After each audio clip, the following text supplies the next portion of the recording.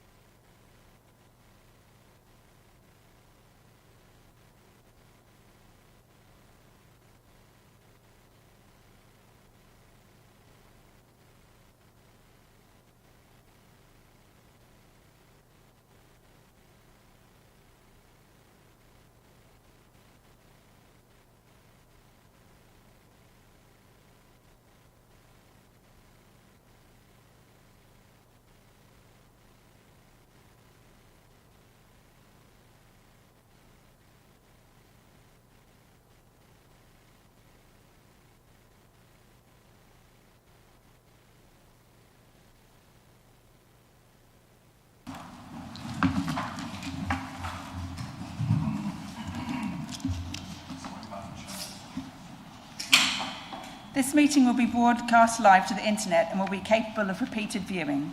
The meeting will be recorded except where there are confidential or exempt items. If any member of the public attending the meeting objects to being filmed, please advise us immediately and we will ensure they are not included in the filming. Members of the public and the press may record, film or photograph or broadcast this meeting when the public and the press are not lawfully excluded. If you intend to do so, please could you inform the committee clerk. May I please request that mobile phones are on silent and switched off and that your laptops are switched to silent. If you hear the fire alarm, please leave the building immediately via a fire exit and make your way to the assembly point at Ipswich Town Football Ground. So the introductions. We have our legal advisor Ian Dupre here, our case officer Brad Heffer and Avra Gowdy, and Vincent Pearce is our chief planner for today. And our governance officers, Alicia Norman and Mandy Smith. Can I move to the agenda, please? Item number 1, apologies for absence and substitutions. Do we have any apologies for absence? Thank you, Chair. We have apologies from Councillor Mansell and Councillor Councillor Elkin, sorry. We have Councillor Overett substituting for Councillor Mansell and Councillor Lay substituting for Councillor Elkin. Thank you, Chair. Thank you. Item number 2, to receive declarations of disclosable pecuniary interest and other registrable or non-registrable interest by members. Are there any interests to declare? Thank you. Item number 3, declarations of lobbying. Is there any to declare? That's all the second item about the solar farm. Okay, thank you very much. Item number 4, declarations of personal site visits. Are there any to declare? Stuff. Item number 5, MPL/25/05, confirmation of the minutes of the Planning Committee meeting held on 2nd July 2025. Are there any points regarding the accuracy of the minutes? Could I have a proposer, please? Thanks. Councillor Dave Penny. Seconder? Thank you, Councillor Gilly Morgan. The governance officer will now conduct the electric vote. Thank you, Chair. Members, that vote is now in progress.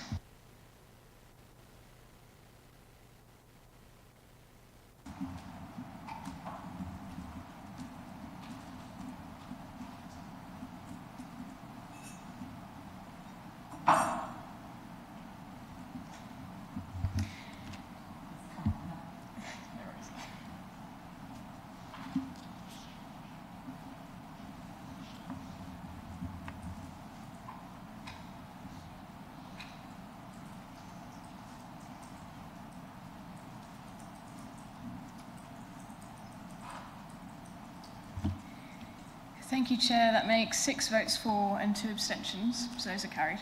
Thank you very much. The minutes of the meeting have been confirmed and will be signed later.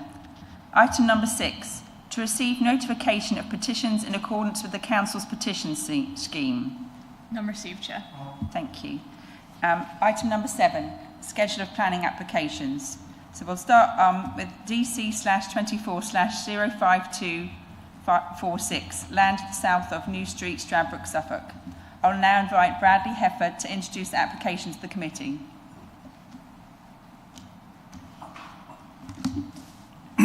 Thank you, Chair. Good morning, members. This first application you're being asked to consider today is a Section 73 application to vary plans and documents previously approved for a residential development on land to the south of New Street in Stradbroke. This in order to amend a requirement for a play area to be replaced by a public car park. This aerial plan shows the location of the overall residential site in relation to the settlement. This closer aerial photograph shows the thing to point out on this particular one is the site in relation to what I've termed variously in my report the community cluster of buildings and land, which is immediately adjacent to the east of the site we're dealing with today. This is the red line application site, and again, you can't quite read the words there, but that says recreation ground, and the associated buildings are located in a cluster off of the entrance from the road here. So there is a geographical link between this site and this one in terms of the facilities. This is a plan showing the constraints. The site, although it's been allocated and indeed has been developed, is outside of the current settlement boundary for Stradbroke, which is denoted by the brown line.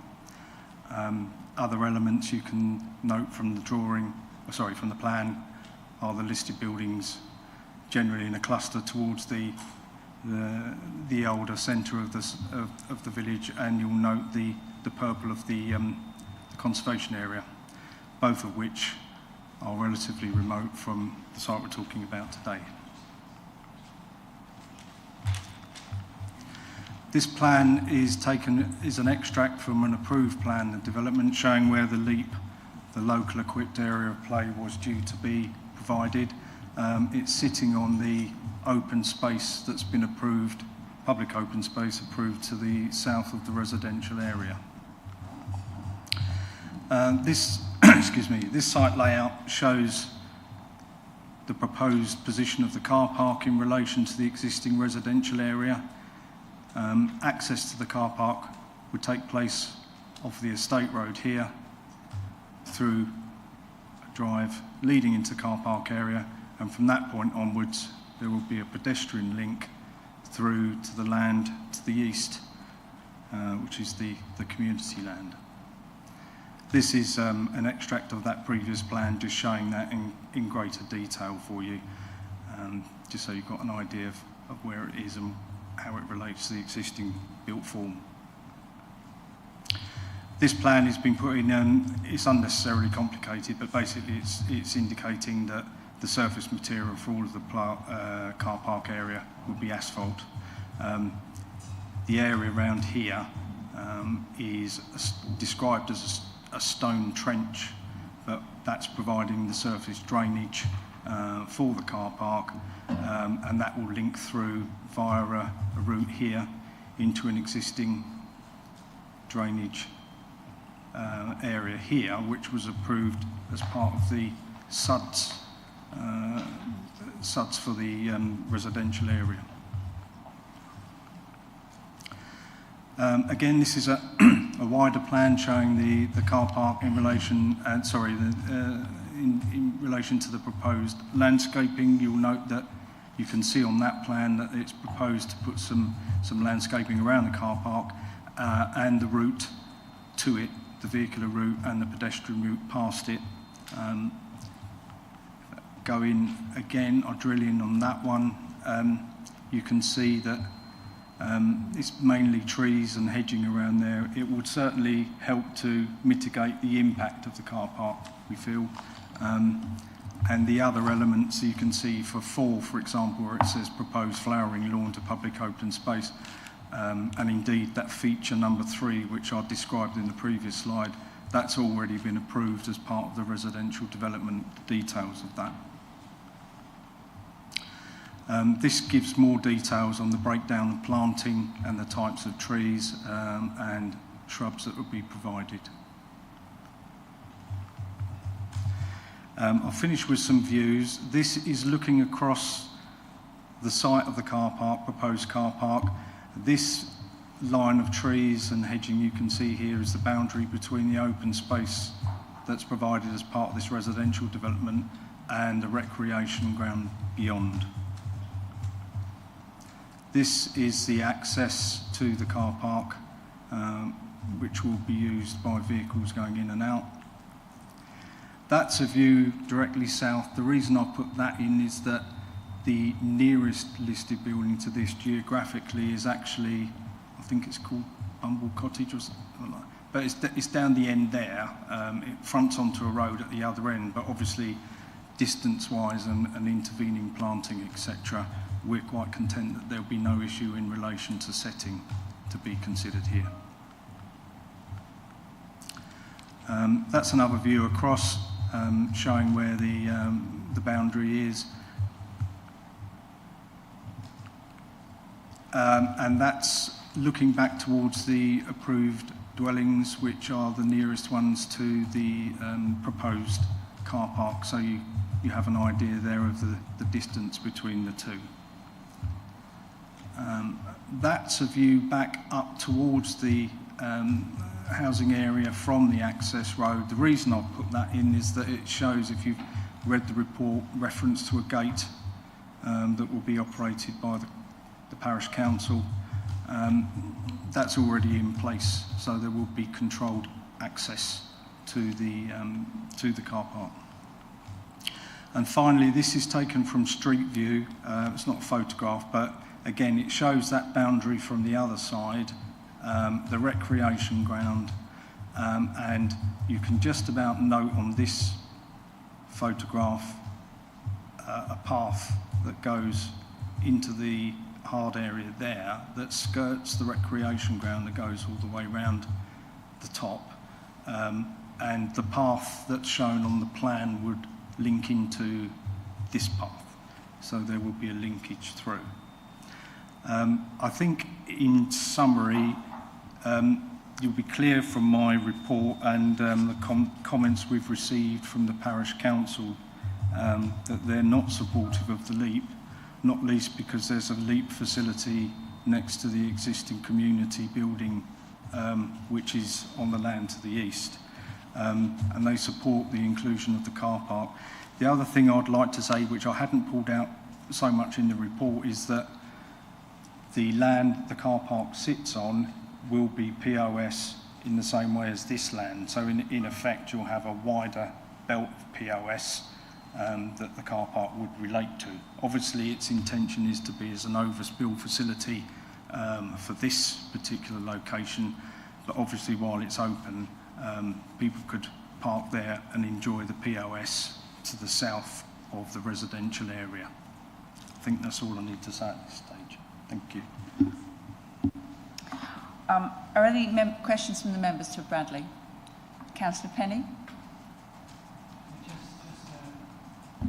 Just a bit of clarity on how the access will be controlled, so it doesn't just become an overflow car park for the housing estate rather than for users of the recreation ground. You say the parish council will control it, but sort of how?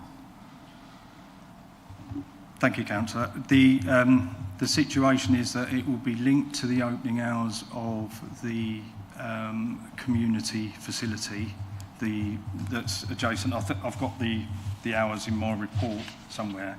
And outside of those times, it will be locked. It will be the responsibility of the parish council to operate the gate. So whilst the gate is open, it will be available. I don't think there'll be any other discrimination on who can use the car park, but obviously outside of those times it will be locked. So you physically won't be able to leave the car park until the next day when the gates are open. Councillor Hardingham. Thank you.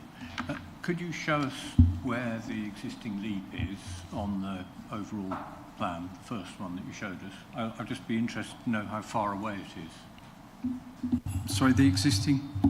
Leap, the play area.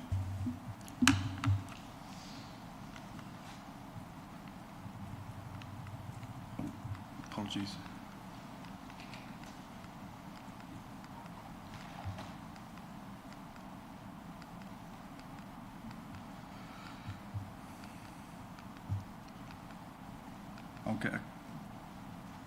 I'll try and get a clearer plan so you can see.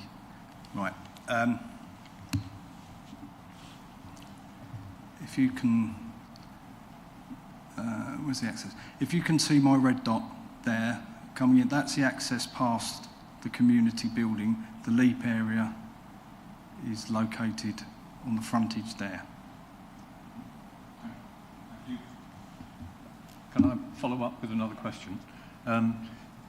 From the photograph, it looks as if the houses have been built and occupied, but I don't see any signs of planting having been carried out. And the soil conditions around the car park look pretty awful. Do we have any, how do we guarantee that the planting will actually take place and that they will be established properly? I think that potentially the issue that is partly due to when I took the photographs, because this application's been in a long time and they were taken back in January. So I'm not entirely sure exactly what the ground conditions are like. I think in terms of the, you're right, absolutely, in terms of the landscaping, we would be able to enforce the conditions that were imposed under the residential development. There will be separate landscaping required as part of this development, which could be enforced under this proposal, this section 73, but the original permission still bites in relation to the landscaping for the wider area.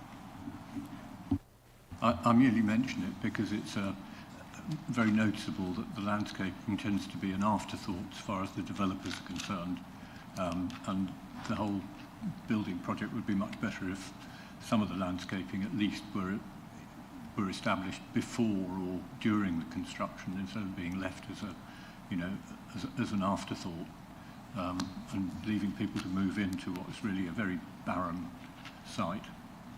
Thank you. Councillor Overett.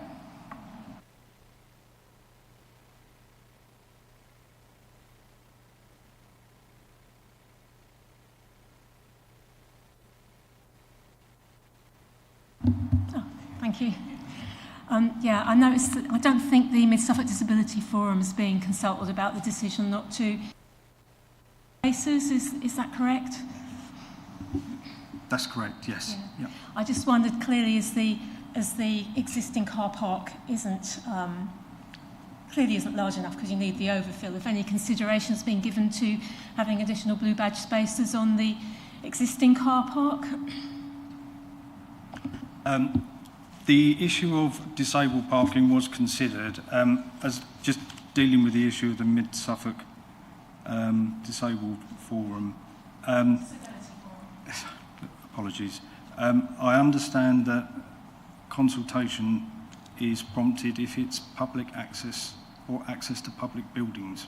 So that's probably why that didn't take place. But in terms of the provision, there are disabled spaces adjacent to the buildings to the east, which are obviously more convenient. I think in terms of the location of the overspill car park, which is relatively remote, in inverted commas, it's felt that if there's going to be provision for disabled drivers, it's more convenient to be located nearer to the building that they're going to visit.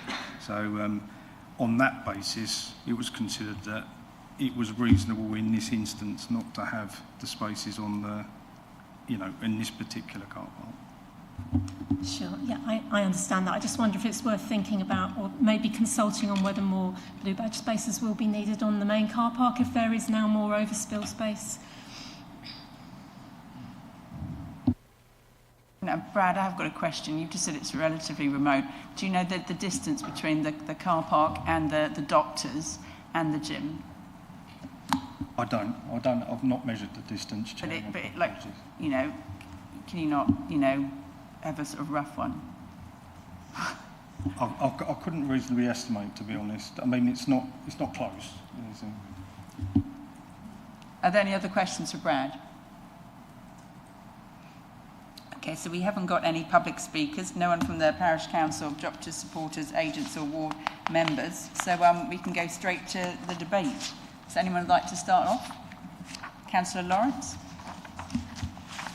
In view that this has the full support of the parish council and has also agreed with the developers, I propose that we move straight forward to the recommendations and propose that we follow those which are on page 28 and 29. Thank you very much. Do we have a seconder? Councillor Overett, thank you very much. Now, would anyone else like to speak? No one at all? Okay, we can go straight to the vote then, I guess. I will now ask the area planning manager to read out the proposal on the table before we go to the vote. Vincent, you're up. The recommendation is, as in your report, with no amendments. Might be the easiest way of putting that. So I will now ask the governance officer to conduct the electric vote. Thank you, Chair. Members, that vote is now open in ModGov.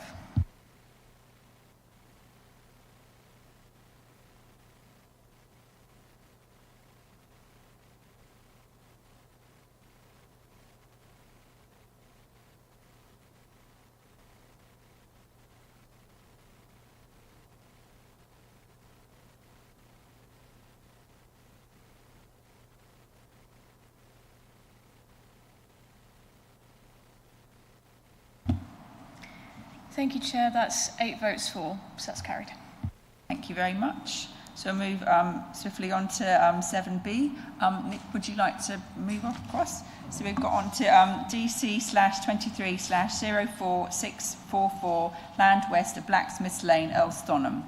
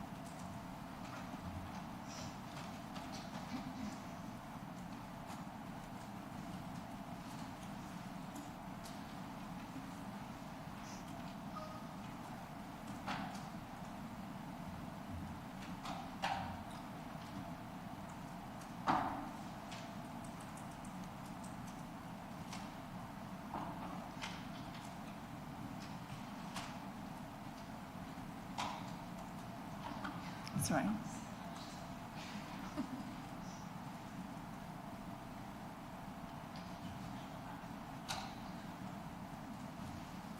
Are you good to go? I will now ask Avril Gowdy to introduce the application to the committee when she's ready. Thank you, Chair. Yeah, so this application is a full planning application for the erection of a solar farm with associated infrastructure and landscaping. So this application came to committee on the 7th of May. It was deferred for a risk assessment on a potential reason for refusal. As I know a lot of the members here are different than were present on the 7th of May, I am going to redo my presentation. I've structured the presentation to redo the presentation that was given last time, and then I'm going to briefly cover kind of member concerns raised last time, additional information, and then the risk assessment at the end. And just to note, I know you mentioned it earlier, but we have got a table paper, which you should have all received yesterday, which covers some amendments to both the committee report and the table papers, and includes 2 additional conditions, I think, to form part of the recommendation.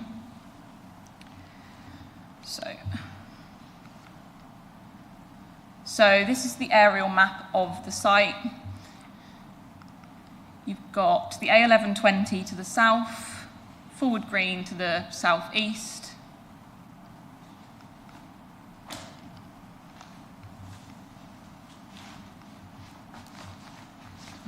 I'm clicking and nothing's happening, I don't know. I am, it's not doing anything.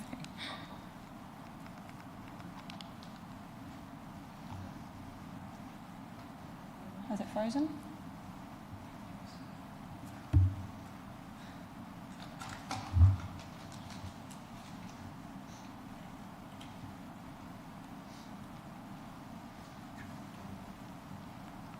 Oh yeah, thank you.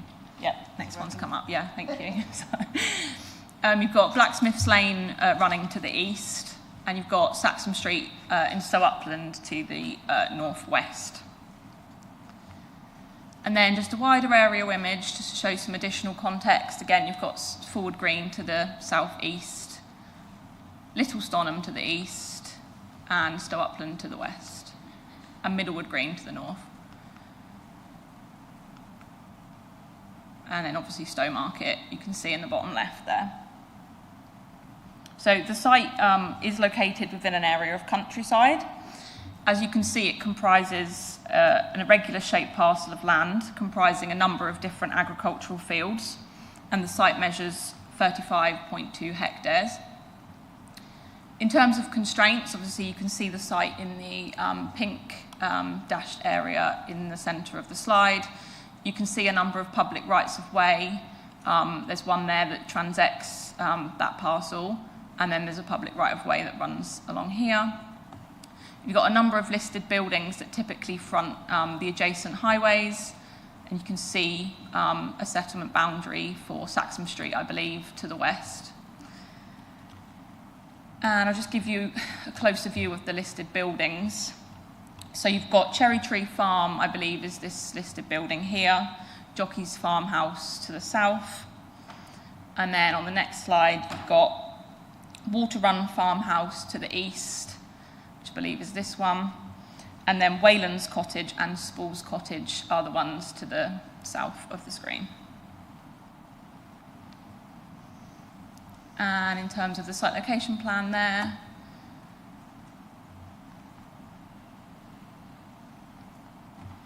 it's doing it again. Oh no, we'll go back.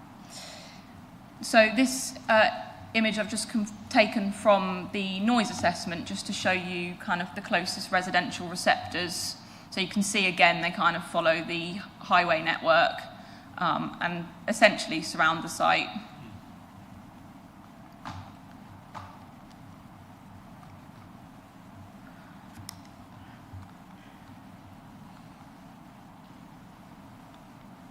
Oh, there we go. And I've just included this one again to show the public right-of-way network. So you can see the green dashed again is the footpaths. You can see run to the south. And then just to note, there's a permissive path that runs along the western boundary of the site.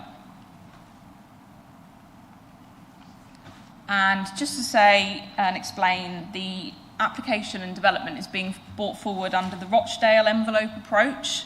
So that essentially means that the application has been assessed on a worst case basis, and essentially a finalised layout will be provided, secured via condition, And this essentially allows us to account for how technology may evolve over the coming next couple of years when the development may come forward.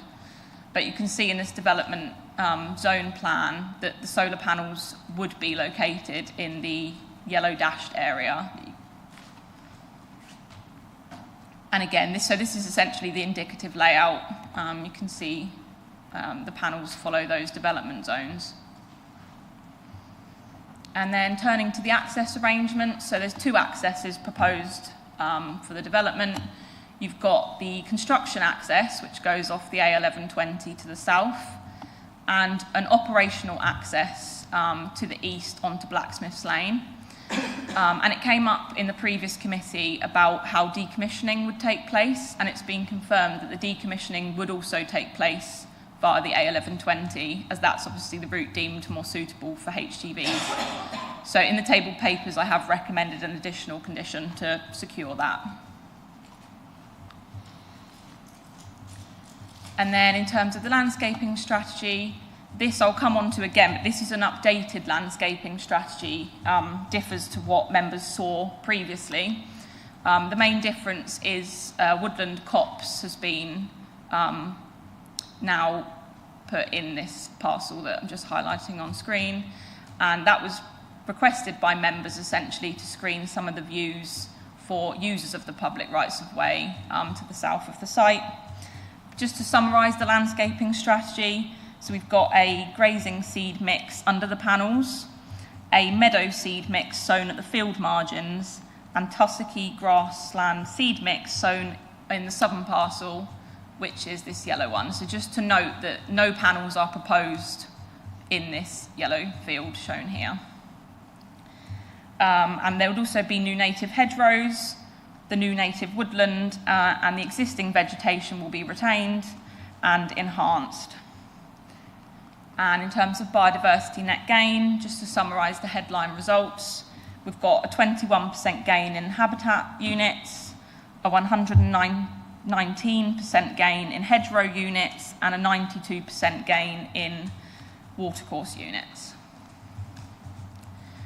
And as part of the proposal, a new permissive path route is proposed along the southern boundary, shown by the dashed line here. So it would essentially connect the existing public right-of-way that goes along here and run along the southern boundary.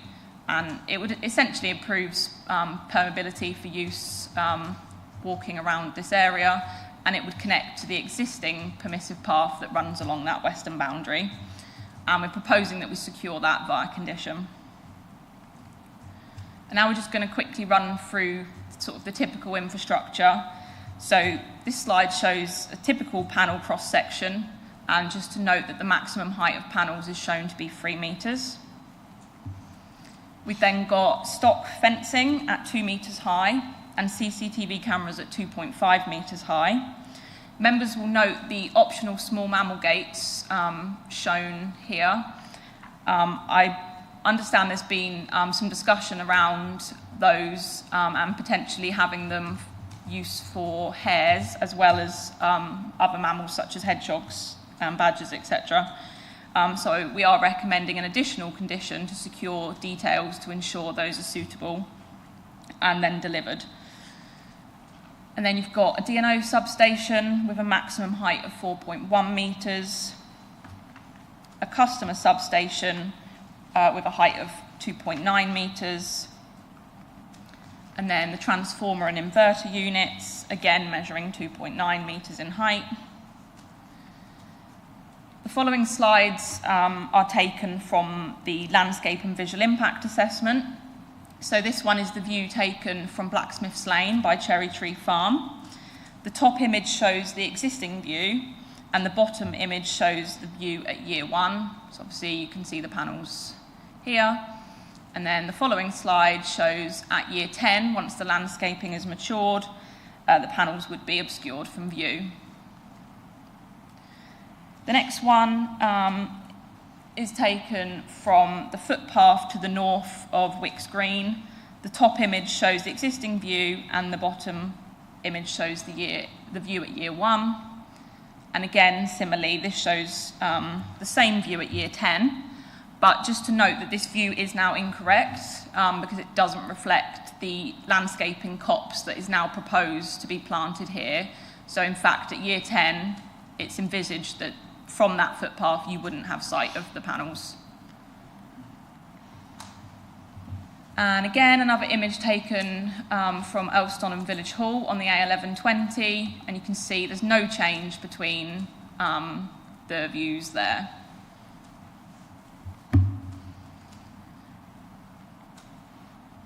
And this one's taken from the footpath east of Saxham Street.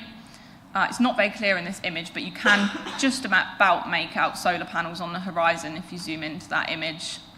But again, you can just about, again, see the hedgerow obscuring those.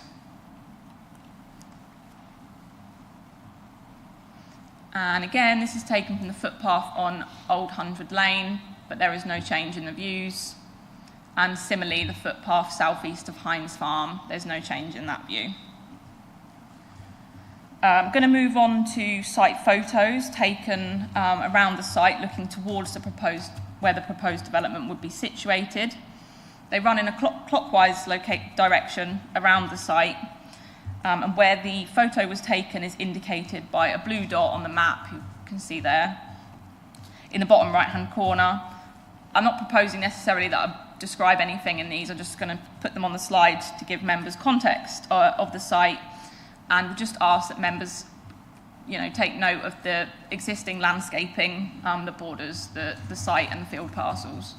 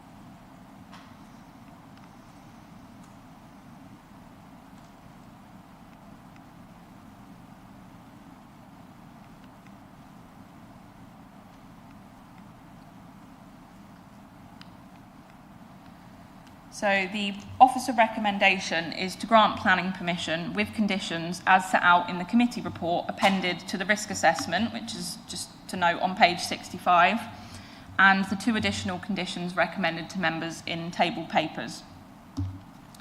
Right, so that was the original presentation, and I just want to move on to briefly summarise, not all, but some of the main concerns raised by members on the 7th of May committee. So I'm just going to run through those and then provide a bit of commentary. So firstly, one of the things that came up was how the number of homes and energy generation is calculated and whether the public benefits are as great as they stated. So you'll note in the risk assessment that we detail how the applicant has calculated those figures.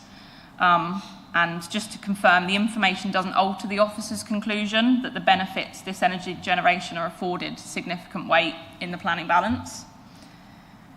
Additional landscaping, the woodland planting copse to viewpoint 2. Obviously, I've shown the amended landscaping plan. That has now been seen and reviewed by Place Services Landscaping, and they have raised no objection to that. There was also a point about whether a hedgerow should be provided to the eastern boundary parallel to Blacksmith's Lane.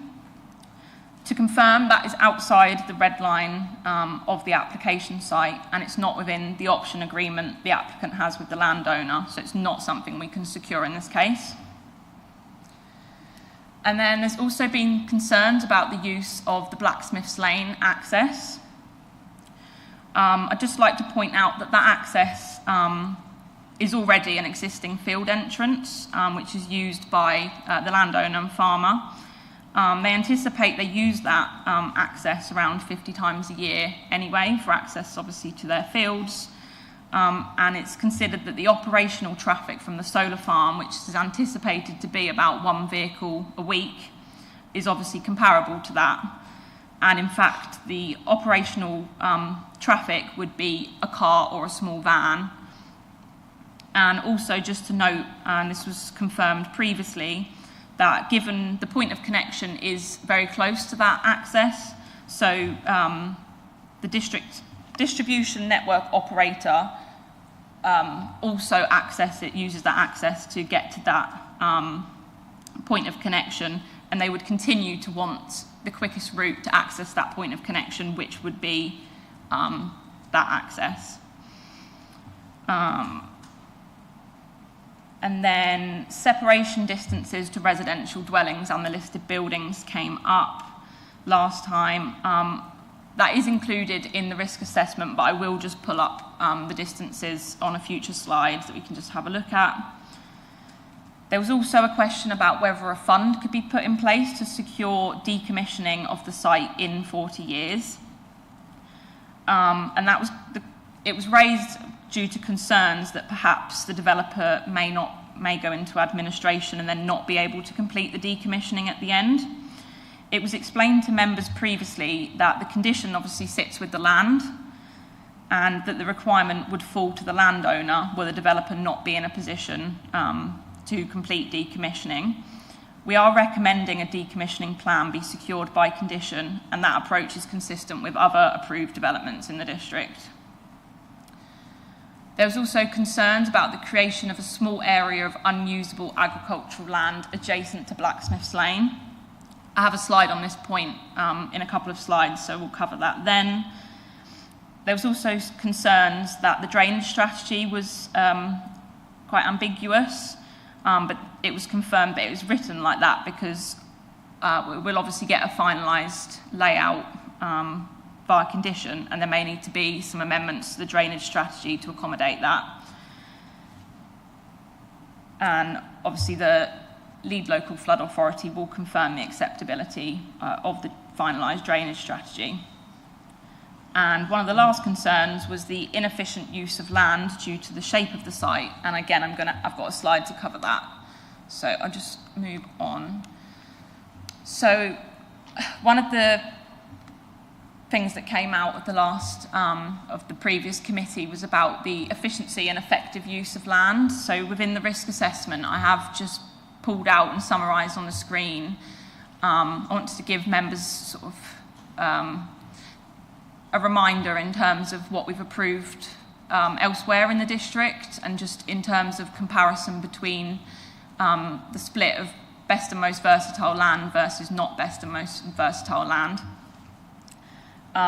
So this site is 31% approximately of BMV land, and you can see that is significantly less than some of the other developments in the district that have been approved by committee. And also in terms of the size of the site and the megawatt output, that in the national policy statement for renewable energy, it anticipates that solar farms require between 2 and 4 hectares for each megawatt of output. The proposed development would have an output of 30 megawatts on 85 hectares of land, equating to 2.9 acres per megawatt. So you can see that it is within the expected range set out in that policy statement, and therefore cannot be regarded as being inefficient or ineffective. And just turning to sort of landscape character and sort of the shape of the site, I've kind of essentially just drawn round the existing field boundaries. The only exception is this area here, but the rest you can see it is just quite an unorthodox and shaped field boundaries.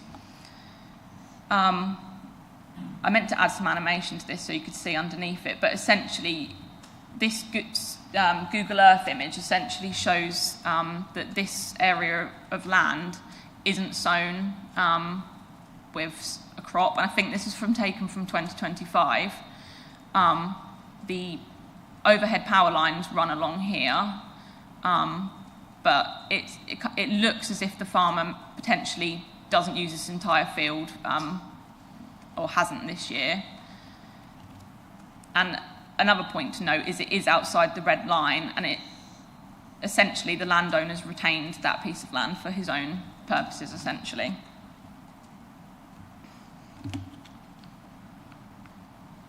And I've already briefly covered this, but just to recap again, as I said, we have received an updated landscaping strategy, and that includes the provision of this woodland planting to the southern east corner of that field.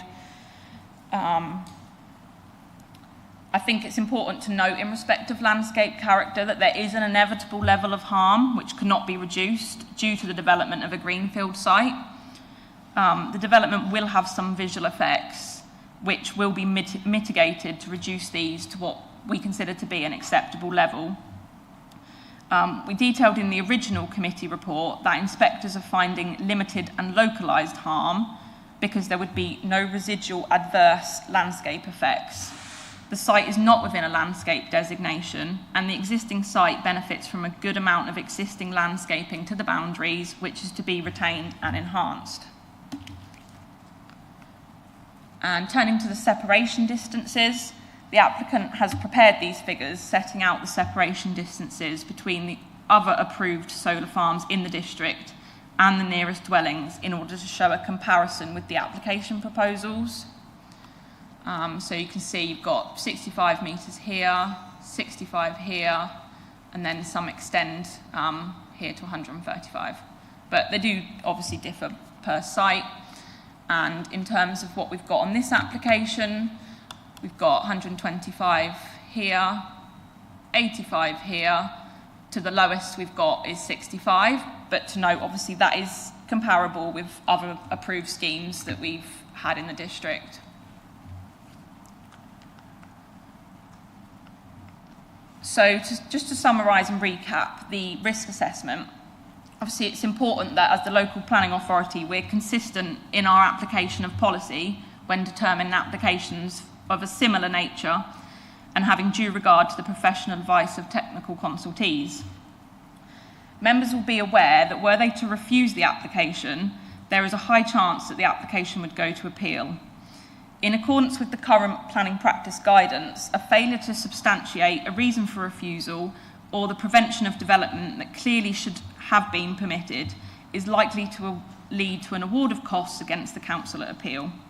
The risk of this occurring is higher where members to overturn the professional recommendation of their planning officers, and especially so where their reasons or harm cannot be substantiated by professional or objective evidence.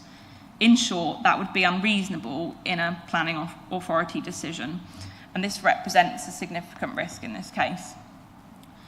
There also presents a reputational risk to the LPA if decisions are made that might be unreasonable, founded on vague, generalised or inaccurate assertions about a proposal's impact, and which are unsupported by any objective analysis, or which are inconsistent with other prior decisions of the authority or by inspectors at appeal. I've included the following table to summarise the recent solar decisions within the district. This isn't all of them, but it's just some of the most recent ones. So you can see where we've refused them, they have been allowed at appeal. And I've also, just for information, as I know sort of megawatt and homes powered kind of came up last time, I've just summarised the megawatt output and the number of homes powered.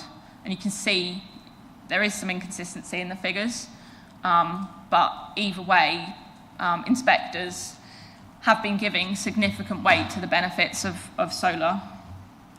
So to conclude, officers consider that the proposed development is comparable and no worse in impacts and the benefits to schemes previously approved by members at committee and inspectors at appeal. These decisions are material considerations that members must take into account when reaching their decision. The recommendation to members is therefore that the application be determined in accordance with your officer's recommendation within the original committee report, with the additional conditions in the table papers. Thank you. Thank you. Are there any questions from members to the case officer? Councillor Penning. Thank you very much, Rav, for all. You've answered most of my questions that I've got on my list. Brilliant. Just a bit of clarity about the landscaping. The dark green areas on the map, they are agricultural areas rather than wooded areas? So is that on the landscaping plan? Yeah. Outside the red line, is it?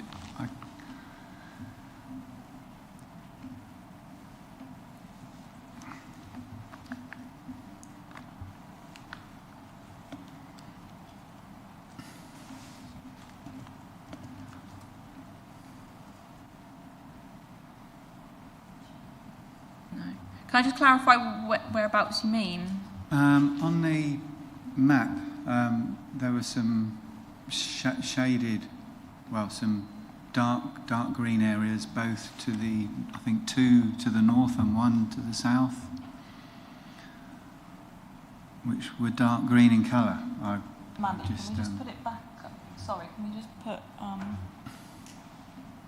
slide 59? Oh, I'll do it, thank you. Yeah, no, you're fine. Right. There, yeah. Where am I looking up here? Yeah, to just below and either side of the solar panels there. Sort of along this boundary. Yeah, and either side, is that an agricultural field? Oh, sorry, this bit. Yeah. Oh, yeah, that's an agricultural field. Okay. And one more question. With most other solar farm applications that we have approved, we've been able to establish a community liaison group with the parish council, and I don't see anything in the condition here. Is this something that the developer is reluctant to do, or? No, I understand they are willing and happy to do that. I think as a matter of course they have somebody that would liaise with the parish council, but if members felt they wanted that as an additional condition, that's something we can definitely do. Yeah, I would. Are there any other questions? Councillor Overett? I wasn't here for the original discussion, but there don't appear to be any ponds proposed or considered for landscaping. Is that the case? So I think they're increasingly being used now as in recognition of the contribution towards biodiversity and variety of wildlife. Yeah, I'm not aware that any ponds are proposed on site. Additional question, just one vehicular access a week seems very little, considering the police recommendation for security checks and cleaning the panels, which presumably would involve quite large vehicles. And have they been taken into consideration in that estimate of one vehicle a week? I believe it's because obviously that they're monitored remotely, and I assume it's only if there's kind of an issue that they need to actually go out on site to have a look at any of the electrical components, for example. Obviously, we do actually have the applicant here today, so we can potentially ask about their sort of operate the process and maintenance and management practices. Councillor Ward-Boyce? Thank you, Chair, and thank you for the extra time you spent on answering our questions on this. I didn't put my hand up at the beginning. I have received sort of lobbies from the developer and a couple of objectors. The decommissioning, we've got that condition as a decommissioning plan. There's still no associated sink fund with this plan, I understand. And would the decommissioning also include everything below the ground as well as above the ground, actually, in order to be able to sort of revert to agricultural land? I know that came up in discussion at the previous committee, and I don't see any reason why we can't specify that in the condition wording of the decommissioning plan, that it does. Include a sink fund? Oh, no, the below ground infrastructure. Okay. I think the fund part is not something that, I think there's enough certainty that because the condition would run with the land, if the developer didn't exist, the responsibility falls back on the landowner. So, and obviously it would be an enforcement matter if they didn't decommission it in accordance with the condition. Yeah, okay, thank you. Are there any other questions? Councillor Lane? Thank you. What's the time frame for planting replacements for the hedgerows?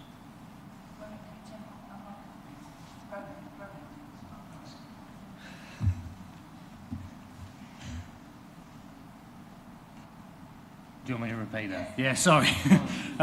What's the time frame for planting replacements for landscaping? We typically condition 5 years after planting, but I believe we've got a. Can you pass me? I believe. Thank you. I believe we've got a landscaping management plan to be secured by condition, so that would be, I'd assume, detailed in that and agreed with our landscape consultants as to what was. Thank you.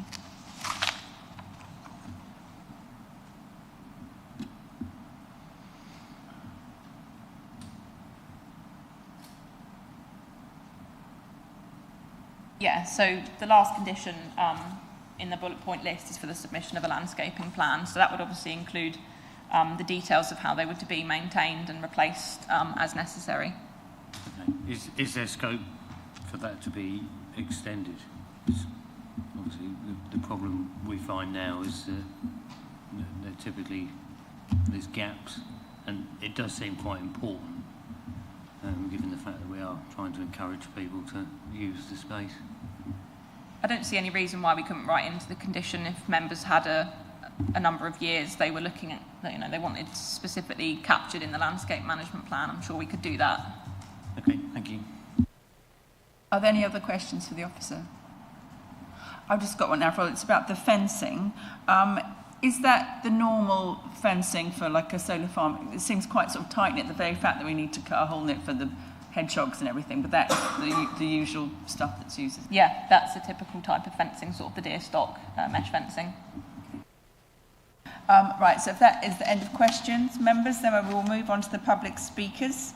And we haven't got anyone from the parish council, but we have an objector here via Teams, I believe, Margaret Podd. Hello, can you see and hear me? We can hear you.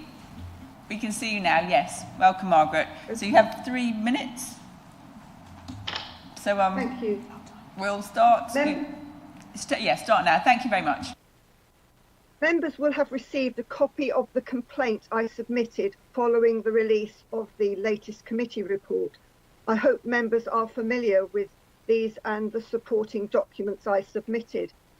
Apart from the small mammals issue, none of my complaint issues have been addressed in the subsequent tabled papers or today. These issues were raised a minimum of 8 weeks ago, yet there is no report of any substantive discussion with highways on any of the 3 highways issues, and no progress on the other issues. The additional restrictive condition recommended to secure the use of the A1120 access for decommissioning as well as construction traffic is unenforceable, because from what was said by the applicant at the last meeting, the developers will not control the access for decommissioning in 40 years' time. The LPA must be satisfied that any condition can be achieved. The only way to secure this is by resolution to grant planning permission subject to a legal agreement with the landowner and the developer, requiring the landowner, current or future, to allow access onto the A1120 for decommissioning as well as construction. In addition, no consideration has been given to any possible HGV movements during the operational phase. I can elaborate if necessary. Regarding vehicular movements in the operational phase, 1 vehicular movement a week is totally unrealistic, particularly if there are sheep on the site. I hope the legal officers present will comment on this and the other 2 issues requiring legal agreements, the securing of a hedge adjoining Blacksmith Lane and funding for community benefits. The hedge is important because the proposed landscaping will take 10 years to be effective. I dispute that this hedge is unable to be secured because it is in the same ownership, as Avril has just acknowledged. Regarding community benefits, 2 different applicants for solar farms at Palgrave and Bentley committed to providing community benefit funds equating to £12,000 and £10,000 per year respectively for the lifetime of the developments. This might not be a material consideration in the determination of this application, but this does not stop low carbon in conjunction with the site owners matching the actions of their competitors to show some commitment and goodwill towards the local community. This needs to be secured by a formal agreement. The offer's response on crime and security does not address that the applicants do not intend to adopt the police recommendations. I hope members will take these very important issues into consideration when reaching a decision. It was with real sadness that I felt I had no option but to go down the complaint route. It is the community's interest and the authorities' interest to achieve... If you can round up, please. It's not necessarily the easiest, but the best possible outcome. Thank you. Thank you very much. Are there any questions for the objector? Okay, we'll move on now to the supporter, Mr. Tom Mason.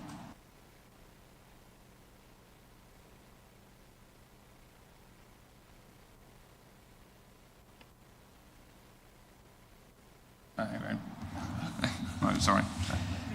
Okay, good morning members of the Planning Committee. My name is Tom and I'm part of a 5th generation of family that has cared for this land for many years. I thought who better to speak about the land use than those who have been farming and caring for it over many generations. Farming is continually changing and the landscape today is completely different from what it was 10, 20 or even 100 years ago. These changes reflect evolving agricultural practices and land management, and they help us to adapt to new opportunities and challenges. We just think of these solar panels as open-sided shelters for sheep, a different type of agriculture. Over the years, we've been approached by several companies interested in installing solar farms on our land across multiple sites. However, we've consistently rejected these proposals because of the potential impact on our local communities. The reason we partnered with Low Carbon is because their development has the smallest possible impact on residents. Specifically, the new solar farm can be seen by a maximum of 5 houses, and when travelling at 30 miles an hour along Blacksmiths Lane, it will only be visible for about 11 seconds. This, of course, until the new hedge screening matures. We've already taken the fields that would affect local residents, particularly those close to houses, out of the scheme to minimise impact. Regarding the land, because of the shape and the condition of these fields, we've already taken them out of production and entered them into an SFI, Sustainable Farming Incentive Agreement. The wildflower mixes used will not differ significantly from the proposed ground cover around the panels, supporting biodiversity and environmental benefits. During the previous committee meeting, concerns were raised about the impact on higher grade agricultural land. I want to clarify that according to our survey, there is no grade 1 land on site. However, there is some grade 2 and grade 3 land. The irregular shape of these fields makes farming more challenging. They're difficult to cultivate, spray and harvest efficiently. This shape has been part of the landscape for many years and adds to the complexity of managing the land effectively. Furthermore, this project was discussed and clarified in the previous meeting that Low Carbon has established a local fund to support the community of Elstonham. This is very important to us as it helps offset some of the potential concerns about the development's impact. As a family, we have never stuck our heads above the parapet, and deciding to move forward with this project was a significant decision for us. We're aware it may cause some upset, but we genuinely believe that the scale and location of this development will have the least impact. We also see this as an opportunity to secure the future of our family farm. As a small family operation, we hope this project will enable continued investment in the remaining arable land, ensuring that the farm can be sustainable for future generations. We also understand questions about how the land will be managed after the 40-year lifespan. I want to reassure you that the shape and condition of the fields will not change. They reflect current practices. The irregular shape of the fields is part of the existing layout, and we are committed to restoring the land to its original condition, allowing future farming. This solar project offers sustainable solutions, supporting renewable energy goals while enabling us to continue farming in the future. We believe it's a reasonable, forward-looking approach that benefits both our community and the environment. In closing, we believe this project balances the need for renewable energy with our responsibility to the land and community. It's a thoughtful, sustainable step forward.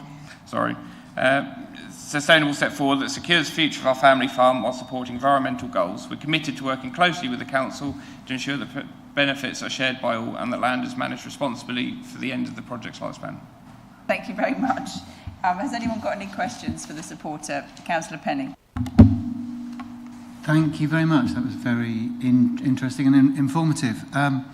Just a question about something that one of your neighbours was saying about hedging along Blacksmith's Lane, which is presumably your fields. In your view, is that a good idea, or anything you might consider, or are there reasons why not? So part of the development, it's on the boundary of that, which hedgerows, but like alongside roadsides as well, can be a bit more complicated. So it's set along the actual development, which will actually give, in our view, give better screening anyway. Are there any other questions? Okay, we'll move along to the agent then, Mr. Samuel Dix. You have 3 minutes. Thank you. Good morning, thanks, Chair. Good morning, councillors. My name's Sam Dix. I'm a planning manager from the applicant Low Carbon. Some of you may recall I addressed the committee back in May when the application was deferred. All the points I raised then in my speech remain relevant. Climate change and energy security continue to be emergencies requiring urgent action and brave decisions. This site and our project remain a ready-to-connect opportunity to deliver clean electricity for over 9,500 homes in mid-Suffolk. I've raised this statistic before, but you'll forgive me for repeating it, that only 20% of the district's electricity demand is currently met by local renewable energy. More rooftop solar alone cannot achieve the step change required, so viable opportunity to connect large projects to the grid must be taken. If they are not, then existing capacity will likely be wasted and the climate emergency will remain unsolved. Rather than go over too much old ground, I thought it'd be useful to address some of the concerns raised at May's meeting, as your officer already has. You'll hopefully have seen the briefing we sent out on some of these matters, including how we estimate the number of homes powered, why the land take for the project is well within the expected range, and how our procurement process reflects very understandable concerns about traceability and human rights. You also have the benefit of a well-considered risk assessment from your officers that rightly highlights the need for consistency in decision-making. Our project is less constrained by heritage assets, nearby dwellings and landscape character than other solar farms that have been granted permission locally. I think the thrust of the concerns previously related to the shape and extent of the site layout. I think we appreciate that this may look unorthodox in plan form, but it reflects the field patterns around the grid connection where this capacity exists. More importantly, the shape of any solar farm is in practice only ever perceived from the air rather than from the ground. It's for this reason that your landscape specialists concluded that adverse effects would be mitigated to an acceptable level. Nevertheless, as you've heard already, we have updated the indicative landscaping strategy to include some additional woodland planting. In terms of efficient land use, I can only repeat the statistic you've already heard from the government in terms of the expecting a solar farm to take up between 2 and 4 acres per megawatt, and our project is exactly within that range, as you've already heard. You've also already heard from our host landowner just now, explaining how the land's limitations actually make solar very effective use for it. As I said at the last meeting, we do recognise that we'll need to work hard with the local community to deliver this project in the best possible way. The only point I can really add here is that we are exactly the right developer to do this. You're well within your rights to attach conditions for things like community liaison meetings or information boards that we've already heard about, and I think we're certainly not reluctant to do that. I think we just do that kind of thing as a matter of course, so don't necessarily expect it to be done by condition. We're doing it on all the sites we have built or are currently building. I think, in closing, we recognise this may be a difficult decision, but the evidence and advice points towards following the recommendation. We would naturally condone this from the applicant's perspective as well. So thank you for your time again. I'm more than happy to answer any additional questions that you might have. Thanks. Thank you very much. Are there any questions for the agent? Councillor Lawrence. If the committee were minded to grant permission, what time frame are you looking at to actually power the grid from this development? Yeah, that's a very timely question. The grid queue, if you like, is currently being reformed. The window for that closing is right now. To be frank, in a couple of weeks' time it closes. So by the end of this year, the grid will be reordered. So if the committee were minded to grant permission, there'd be a sort of a guarantee that the project would sit higher up in the grid queue and could be connected within the next 2 or 3 years. We wouldn't have brought it forward into planning if we didn't expect it to come forward within the, certainly the 3-year period that is attached to the planning permission, but we'd expect slightly sooner than that, perhaps 2 years or so. Are there any other questions? Councillor Overett?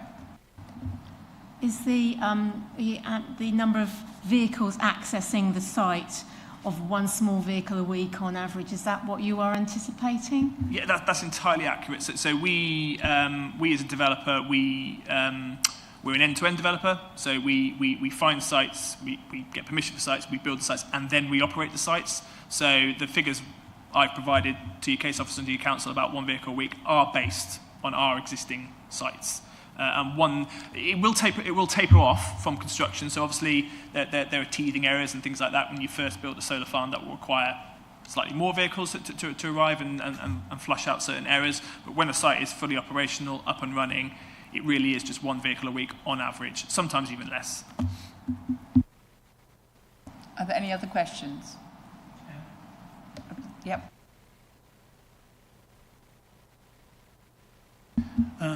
Mr. Dix, you referred to your commitment to the local community, but I didn't quite catch how you were going to evidence that going forward. And I noticed that Mrs. Podd referred to other sites where a community fund had been set up, and I know members this morning have referred to a community fund. Can you just explain to us the extent to which your community support goes in the shape of a community fund? Yeah, absolutely can do. So we have a community benefit fund. We have it for every site. It's administered via the local parish council, via a short form agreement. We have explained this to the parish council in this instance as well. There's a sum of money associated with that, and there's various different options that the parish council can choose. They can either choose a lump sum payment sort of on commission. They can choose an annualised payment that isn't indexed, so it stays the same throughout the lifetime of development, or they can choose an annualised payment that is slightly less to start with, but increases in line with inflation. So there's 3 different options, all administered by the parish council, involving a sum of money that we have. Any other questions? Okay, so we'll move on to the ward member. We've got our friend Nick Hardingham, who's got 5 minutes. Thanks.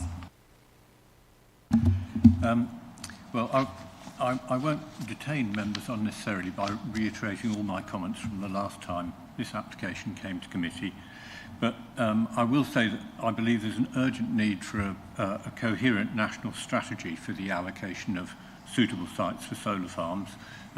We've all heard this before, but I think it bears repeating, and a requirement for solar panels on roofs. And we also need to protect our best and most versatile soils for food production, given that we're only 60% self-sufficient overall in food, and even less so for horticultural products. At present, the distribution of sites depends on opportunistic applications based on willing landowners and the availability of a grid connection, in much the same way that we had a flood of large housing development applications when Mid-Suffolk didn't have a 5-year land supply. We face the same sort of problem over solar farms now. If members are minded to grant this application, I would ask them to consider carefully whether there are any additional measures which would mitigate the impact on neighbouring properties and the community at large. In particular, the access for construction and decommissioning will use the existing farm access from the A1120, but it is still intended that operational access will be from Blacksmiths Lane, which is a quiet country lane, largely single track, limited passing places, and it's much valued by the community for walking and cycling. The application states that operational use will be 1 car or small van per week, but as shown by the objectors, and the committee will have read the objections, it's likely to be far higher than this, taking into account repairs, replacements of equipment, movements of sheep on and off the site, and the daily requirement for them to be inspected. If there are sheep on site, there will be a daily visit. I can't see any justifiable requirement for the Blacksmiths Lane entrance. I accept that there is an existing, very rough farm entrance to those fields, but there was going to be a newly constructed, wide farm entrance past Spong Farm, straight into the site. This is going to be maintained for the lifetime of the solar farm, and given that any vehicles visiting the site would be coming almost certainly along the A1120, turning up Blacksmiths Lane to use the Blacksmiths Lane entrance, they could just as easily continue along the A1120, or indeed take the shorter journey if they're coming from Stowmarket, and turn into the solar farm there, and access the site from there, because there will be tracks throughout the solar farm, which will undoubtedly be maintained as well. The decommissioning plan, revert to one of the comments made by the objector we've just seen, states that the plan will be returned to agricultural condition, but also says that the lower parts of building foundations and cables would be left in situ. And this, if they're relatively shallow, this would not be compatible with arable cropping. That land is all under-drained, and as a bare minimum would require mould draining to a depth of 18 inches or so, and quite possibly restoration and repairs to the existing land drains, which would be quite possibly at 3 feet. So I would like to make sure that full arable cropping potential is what's in mind when the site is decommissioned. I'll just refer briefly to the question of field boundaries, but the preservation of ancient field boundaries is mentioned in the documents, but the landscape plan shows this new hedge parallel to Blacksmiths Lane. This creates a small parcel too small for farming, and I feel that this is a hostage to fortune, really, for the future. Some objectors have mentioned it as well, that it creates a small plot which could well be subject to a planning application for housing in the future. In terms of conditions, a requirement to remove all underground structures to a depth of 3 feet. This is what I think would be helpful. All access, construction, decommissioning, maintenance, repairs, and agricultural operations to be from the A1120. The site liaison committee would be much appreciated by the parish council, and I hope members will consider adding those to the list that we've got. Thank you. Thanks very much. Is there any questions for the ward member? Councillor Penny. Thanks, Nick. Does Blacksmiths Lane have quiet lane status? No, it doesn't. Sorry. It doesn't have quiet lane status, but it's very comparable to other country lanes that I've used that do have quiet lane status. Councillor Overett. Are there definite plans for there to be sheep on the land? Do you know? I'm not entirely clear about that. It's certainly not a condition, and I doubt that it could be made one. But having sheep on the land makes eminent sense in terms of maintenance of the grass sward. If there are sheep about that can be persuaded to use it, or a grazier. Are there any other questions for the ward member? Councillor Morgan?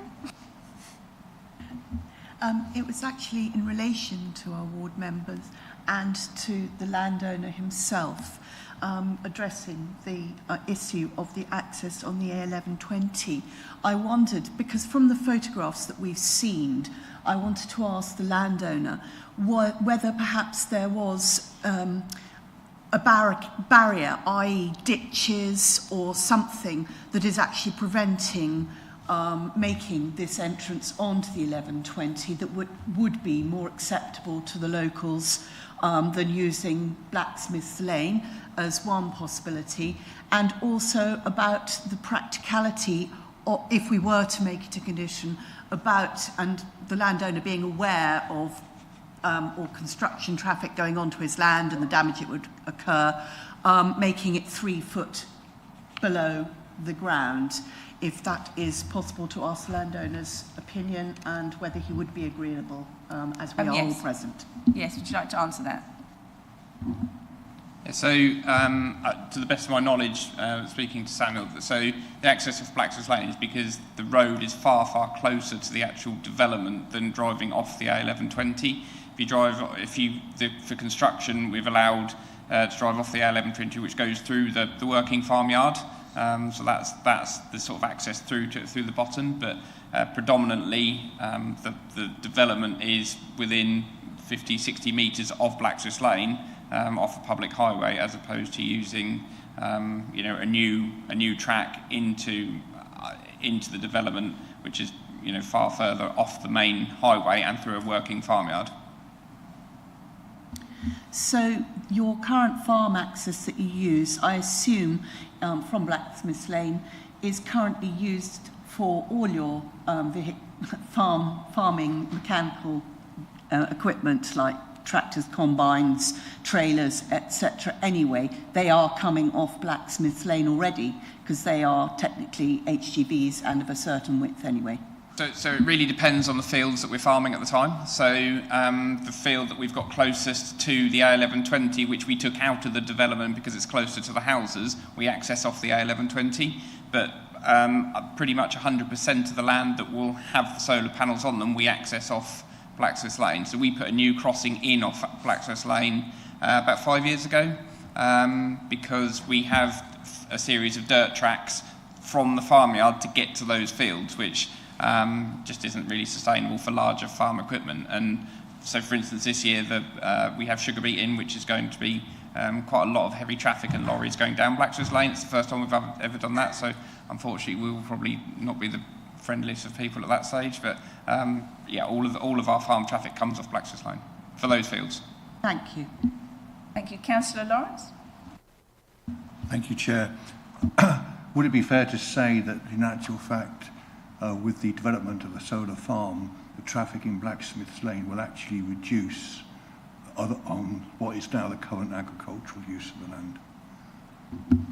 So I would say 100% with regards to heavy farm machinery, yes, because we won't be farming those fields anymore. So tractors, and when this time of year when you're harvesting and you're grain carting with 25-ton plus machines, and it can get quite congested on there when you've got tractors passing each other. So agricultural machinery, from our point of view, now don't get me wrong, it's only once a year we take a combine up there, but we will spray the fields 3 or 4 times a year, and that's the access we use from both sides of the A1120. We'll access it from Middlewood Green as well from the A1120, and we'll do a circular route. So in my opinion, heavy traffic will from our point, cease, because we won't have the need to access those fields.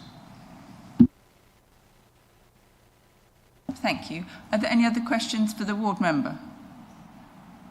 Could I ask a question of the developer in relation to the sheep question? Yes. Thank you. Could you clarify whether or not you will be putting sheep on the land if you have that opportunity to do so? Because obviously that would impact on the number of vehicles that would be using the access point. Thank you. Yep, we can. So it's always our preference to have sheep. It's much easier, much cheaper, more efficient from an operational perspective. Of the 13 some of 13 of our older sites, 8 have sheep on currently, and the only reason the other 5 don't is because there isn't a flock locally. They're in areas of the country where there are no sheep. So yes, you absolutely would have that intention. Mr. Mason and family have first rights of refusal over grazing opportunities. We've not gone into those details yet as to whether those should be taken up or not. Obviously, if they did, then traffic may be intra-farm, if you like, rather than on Blacksmith's Lane. But until that's finalised, I couldn't really quantify the impact of the sheep on the traffic. But certainly our intention is to have the sheep. Yeah. Thank you. Are there any other questions before we move to debate? Councillor Lane. If I may ask a follow-up question to that, how many vehicles would you then expect to be accessing the site? Because without sheep, we're saying one, compared to your other sites. I couldn't speculate on that. I'm afraid it depends on stocking densities and all sorts. It might be that sheep are only in one particular field, for example, or we might find a larger flock for the wider site. I don't know. I don't want to give you the wrong information. Thank you. Do we have any more questions at all before we move to debate? Councillor Morgan. It was about the sheep and the grazing. I'm sorry. I just wanted to clarify the fencing that is going to go around the solar farm. Obviously, if there are sheep grazing and with the landowner's permission, it's more a question of, is that fencing adequate for the sheep? Because otherwise it would be an additional cost, etc., and something else to be considered. Yes, it will be. It's stock fencing, so it's for livestock. It's typically meant to keep deer out. So they're a lot more sprightly than sheep. So yes, it would keep sheep in, definitely. Thank you. Thank you. Are there any more questions? Then we will move to debate. So who would like to start me off? Chair, can I just quickly, very quick point of law, just on the issue of appeals and costs. Avril set it out very well, and nothing she said was incorrect, but there's just a distinction to be drawn that although it's perfectly proper for planners to do what Avril's done and say that there would be difficulty in defending suggested reasons for appeal, the financial cost to the council and reputational issues arising from losing an appeal are not a material consideration. The High Court and the Court of Appeal have said that. I've made the point quite recently in another context here. I think members know it, but I just wanted to say that. And also on point raised by an objector, I know that Avril and Vince are very well aware that these 6 well-known policy tests for the soundness of a condition include enforceability, and they will have had that in mind. They will say anything more they need to, and I'll add if they need me to. So that was all I had to say. Thank you. Thanks, Ian. So who'd like to start me off with the debate? Councillor Penning. Well, I think we probably need to start off by clarifying some of the conditions, such as the agreement for the establishment of what the arrangements might be for a community liaison. And as I think we've already discussed, as far as decommissioning goes, I would think the requirement to remove... Before we start with conditions, we really need to actually have a proposal, but some debate beforehand, yeah. So well, are you going to propose?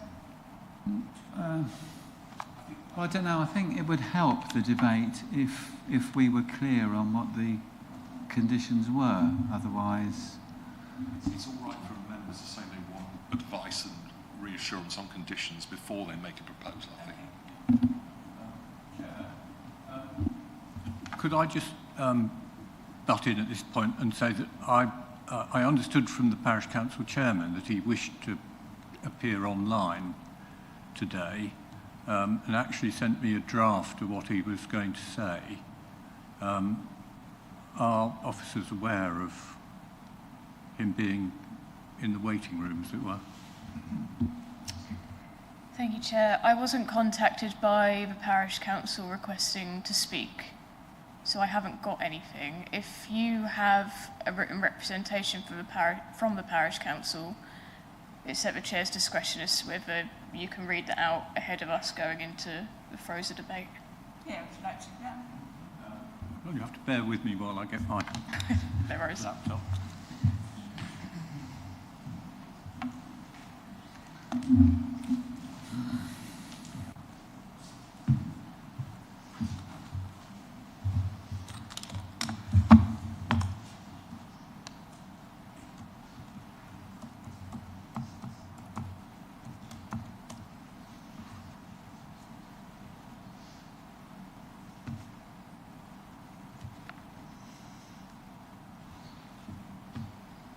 You've got 3 minutes, Nick.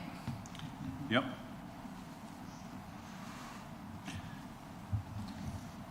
Right, I've got it here. Thank you for this opportunity to speak. You are aware from the number of written submissions and the comments I made at your meeting on 7th of May of the strength of opposition to this application, but I do not propose to go into these further today. We have noted the strength of the Planning Officer recommendation that the committee should grant the application based on the risk assessment carried out by officers. If the committee is minded to approve the application, then I would request that consideration be given to attaching conditions that would mitigate at least some of the impact of the development. Access for construction and subsequent decommissioning should be only via the A1120. All underground cabling and infrastructure should be removed at the decommissioning stage to enable the land to return fully to agricultural use. The applicant is asked to ensure that measures are put in place with relevant landowners to ensure that ditches are maintained and other mitigations put in place to minimise the risk of water runoff from the field boundaries with Blacksmiths Lane. The applicant should work closely with the Suffolk Wildlife Trust to implement the measures set out in the Trust submission to ensure the diversity of flora and fauna is maintained and enhanced. Establishment of a liaison committee comprising low carbon, the parish council and local residents. And 6, discussion with the parish council on the community benefit fund, which was highlighted by low carbon during initial consultations.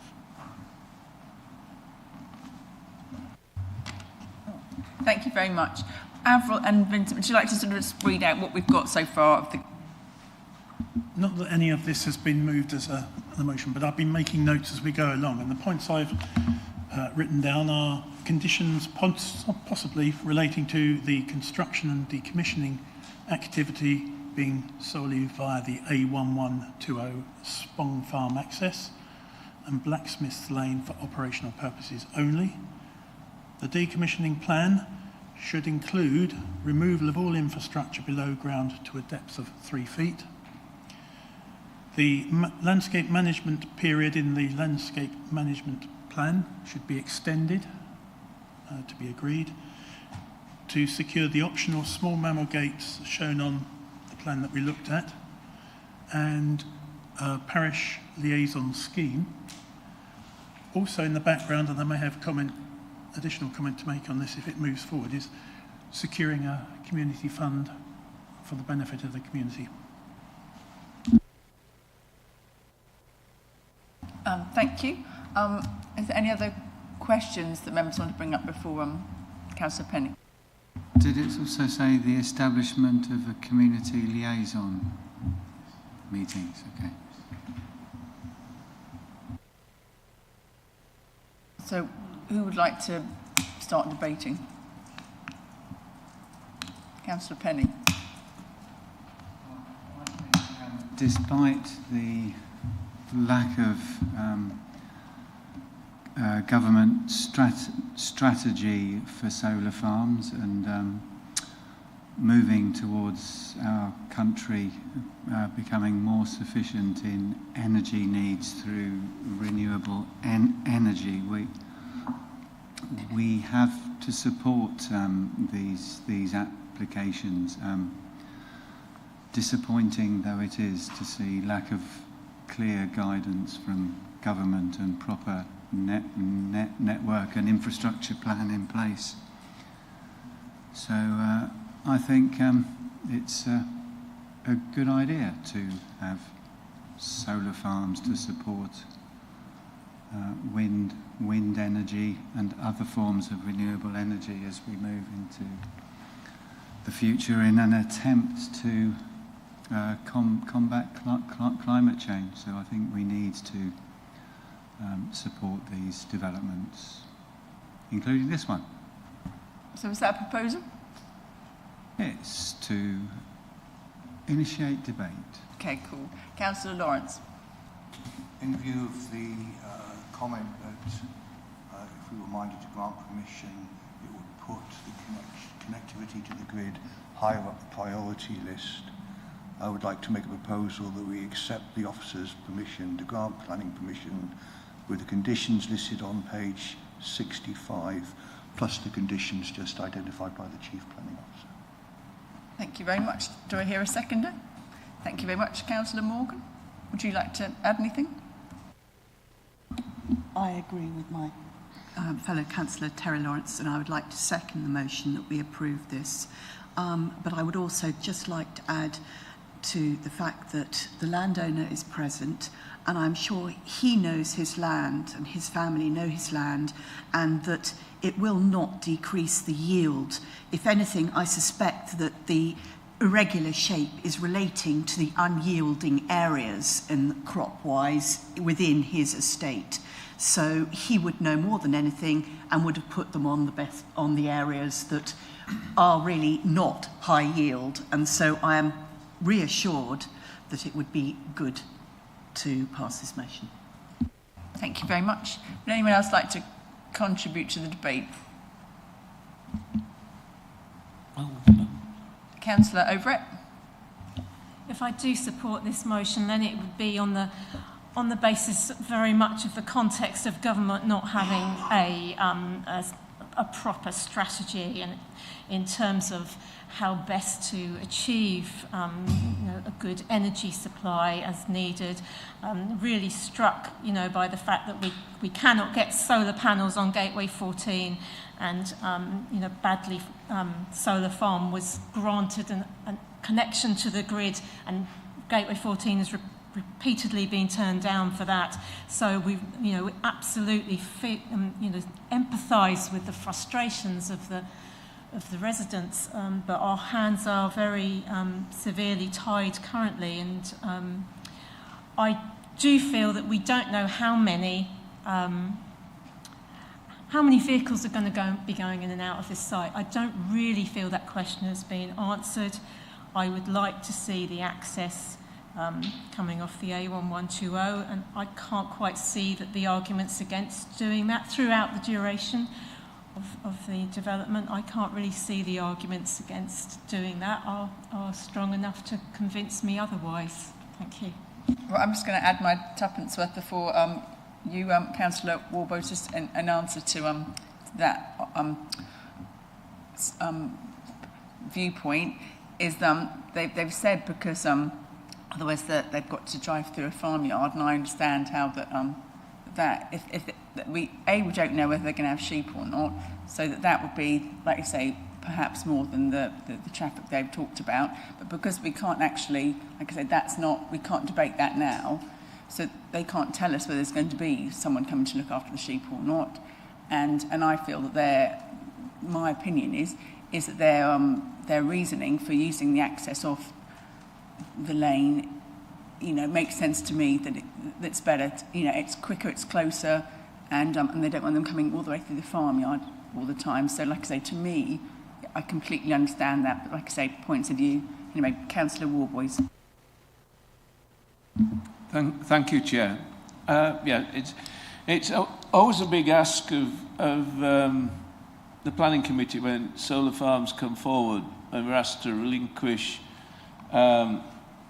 agricultural land for renewable energy. It's a delicate balance. In this case, we've got information that 70% of the land is with grade 3, which means it sort of requires substantial inputs in order to maintain its productivity.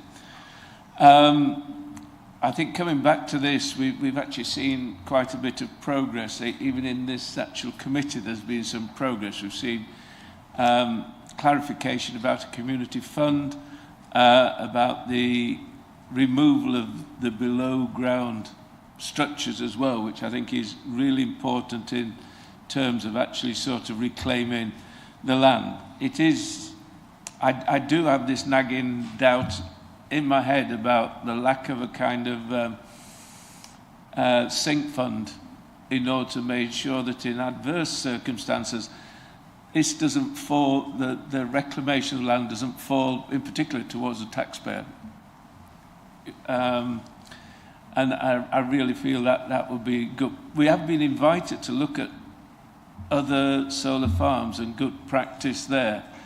And certainly I do recall from the Aura project, there was a very distinct financial plan that would set up a fund to reclaim the land for agricultural purposes. That, I think, is good practice. I still think the output of solar farms is very vague. We had a chart where solar farms of comparable megawatts were delivering quite different numbers of housing benefits. So I suppose that's relatively young science. It's very difficult to think in terms of any further material conditions. We do rely an awful lot on Suffolk Highways for advice in regards to traffic management and access to the roads.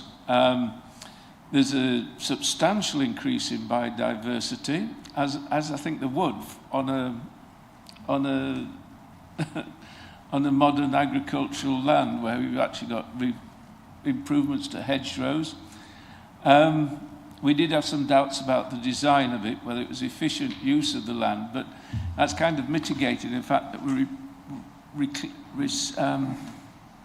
we're following the existing field pattern, so that is kind of a link to the past that sort of mitigates the outline. I find it, I can't actually think of any more material considerations that would actually sort of stand up in terms of sort of refusing this. So I think I would have to follow the officer's recommendations and approve it. Thank you very much. Would anyone else like to speak? Councillor Lowe. Thank you, Chair. Yeah, somewhat inclined to follow the recommendations, but I suppose the concerns I have, Highways have said that, you know, Blacksmith's Lane is unsuitable for large vehicles or construction vehicles, so there's sort of a question in my mind about, you know, when equipment is replaced, how that is going to be undertaken. So yeah, stronger restrictions on that would be, you know, welcome from my point of view. And with the landscape maintenance plan, I think I've raised this with similar things before.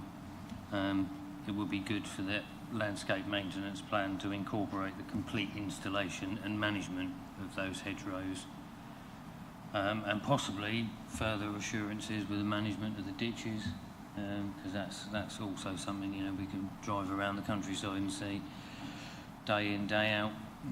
I think the only other point, possibly unrelated, but I definitely share the ward councillor's concerns about that small parcel of land coming forward as a planning application, but that's not really what we're here for. But yeah, otherwise, thank you. So, would you like to put them forward as any Absolutely. if the proposer and seconder would take them into consideration and possibly see them come forward. Thank you. So what exactly are you saying? If there was any large vehicular changing or maintenance, that they use the farm entrance as just as a one-off, rather than you don't want to say that suddenly everything's going to go through? I think just in light of the fact that Highways have said it's unsuitable for large vehicles. I mean, I'm obviously no expert. I don't know what those. But you realise that now they've got combines and tractors and trailers going down there.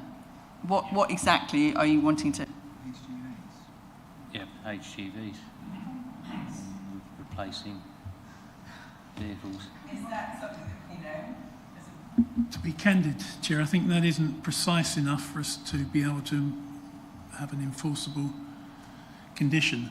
I'm tempted to suggest that if members were minded to grant permission and we had the condition about the parish liaison scheme, one of the items that could be included is a discussion between Mr Mason, the operator, and the local community about how operational traffic is managed going forward. As we've said, we have no objection to what is proposed, but if by mutual agreement, let's say there was a particular piece of work that had to be undertaken and the operator knew that there would be a week or two of intense HGV traffic, perhaps the landowner might agree some sort of compromise whereby that traffic can go through the A1120.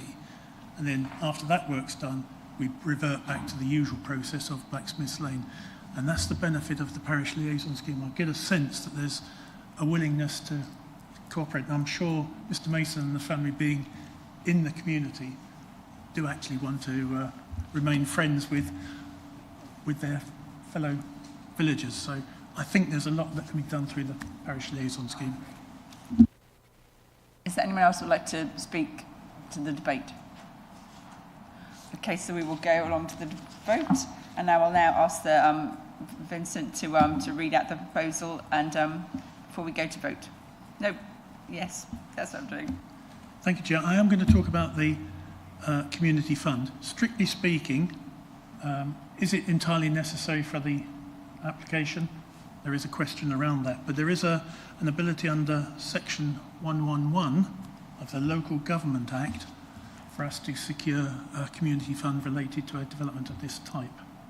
So, and I've sent my suggested wording to Alicia. So what I'm going to suggest is that the recommendation is as page 64 and 65 of the electronic agenda, with the following amendment: that members resolve to grant planning permission subject to the following: evidence that the applicant has completed an agreement under Section 111 of the Local Government Act 1972 to create a community fund being provided to the Chief Planning Officer, this being an offer made voluntarily by the applicant outside of the consideration of the merits of this application. Then we revert back to the report and the recommendation therein, subject to the following extra conditions. Now, 2 of them are on the table papers. That's construction and decommissioning shall be via the A1120 Spong Farm access and Blacksmith Lane for operational purposes only, and then to secure the optional small mammal gates shown on plan LCS SD 04.1 revision 2, and then the conditions that have come out of the debate. Decommissioning plan shall include removal of all infrastructure below ground to a depth of 3 feet. To extend the landscape maintenance period in the landscape management plan to a time to be agreed, and that a parish liaison scheme be agreed, and we can agree how long that is in place. But I suspect at least the first 5 years of operation of the solar farm, so that everyone can gauge how well it's working. But that will be a matter for the parties of the parish liaison scheme. Yep, sounds good to me. Is everyone happy with that? Okay, cool. So I'll ask the governance officer to conduct the electronic vote. Thank you, Chair. Members, that vote is now in progress.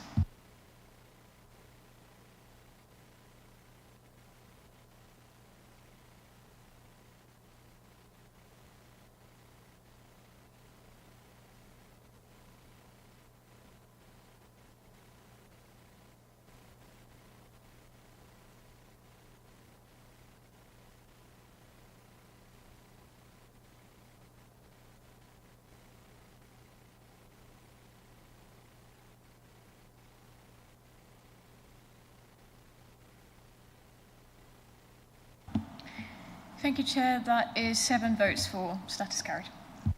Thank you very much. So item number 8 on the agenda is site inspections. None received, Chair. Thank you. And so the next meeting of the Mid-Suffolk Planning Committee will be on Wednesday, the 27th of August at 9:30 a.m. in this council chamber. Thank you very much, everyone.